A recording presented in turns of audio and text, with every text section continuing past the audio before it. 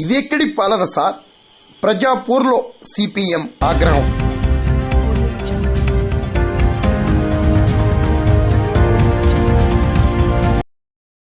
ప్రజా సమస్యలను చాటి చెబుతూ కూటమి వైఫల్యాలను వివరిస్తూ కాకినాడ జిల్లా పెద్దాపురంలో సిపిఎం నేతలు క్రాంతికుమార్, సూరిబాబు ఆధ్వర్యంలో ప్రజా పూర్యాత్ర నిర్వహించారు.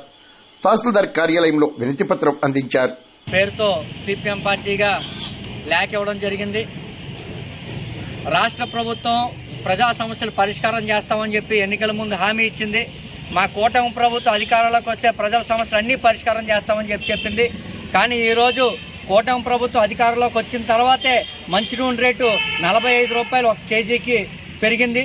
కేంద్ర ప్రభుత్వం 24% ఎక్సైజ్ డ్యూటీ వేస్తే దానికి అనుగుణంగా రెగ్యులర్గా ఈరోజు ధరలు పెరుగుతున్నాయి. ఇప్పుడు మళ్ళీ ఆయిల్ రేటు పెరగబోతుంది. నిత్యావసర వస్తువుల ధరలు, పప్పు, బియ్యం, నూనె అన్ని రేట్లు కూడా పెరుగుతున్నాయి. రెండో పక్క కరెంటు ఛార్జీలు, గతంలో ఎన్నికల ప్రచారంలో చంద్రబాబు నాయుడు గారు కరెంటు ఛార్జీలు విపరీతంగా పెరిగిపోయే వైసీపీ ప్రభుత్వం పెంచిందని చెప్పినటువంటి చంద్రబాబు నాయుడు గారు ఇప్పుడు 20,000 కోట్ల రూపాయలు ట్రూఅప్ ఛార్జీల్ని ప్రజల మీద భారం వేయడానికి సిద్ధపడ్డారు.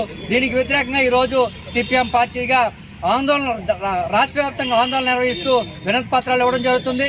రెండో రాష్ట్రంలో భవన నిర్మాణ కార్మికులు అత్యంత ఎక్కువ మంది ఆధారపడిన రంగం భవన నిర్మాణ రంగం. కానీ ఆ రంగాన్ని కుదేలు చేస్తూ ఈరోజు ఇసుకని బ్లాక్ మార్కెట్లో అమ్ముతున్నారు. మేము రాష్ట్రంలో ఇసుకను ఉచితంగా ఇస్తున్నామని చెప్పి ముఖ్యమంత్రి గారు, ఉప ముఖ్యమంత్రి గారు ప్రకటనలు చేస్తున్నారు తప్ప ప్రకటనలో ఉచితం ఉంది తప్ప ఆచరణలో ఎక్కడ ఉచితం కనబడట్లేదు. అందుకని ఉచిత ఇసుకని తక్షణం విడుదల చేయాలా, ప్రజానీకానికి అందరికీ అందుబాటులో తీసుకురావాలా. భవన నిర్మాణ కార్మికులు ఎవరైతే ఉన్నారో ఆ రంగం మీద ఆధారపడినటువంటి రవాణా రంగం కానీ, భవన నిర్మాణ రంగం కానీ, పెయింట్ రంగం కానీ, అలాగే ఇళ్ల నిర్మాణం చేసుకున్నటువంటి వారు కానీ వీళ్ళందరికీ కనీస సౌకర్యాలు కల్పించాలని చెప్పి సిపిఎం పార్టీ కోరుతా ఉన్నాం.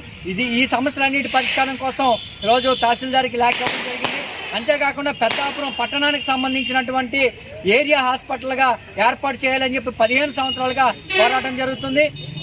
ఏరియా హాస్పిటల్ చేస్తామని వచ్చిన నాయకులందరూ చెప్తున్నారు తప్ప మాటలకి తప్ప ఆచరణ కనబట్టలేదు. తక్షణం ఏరియా హాస్పిటల్గా 100 పడకల హాస్పిటల్గా పెద్దాపురం హాస్పిటల్ తీర్చిదిద్దాలని చెప్పి సిపిఎం పార్టీగా కోరుతున్నాం.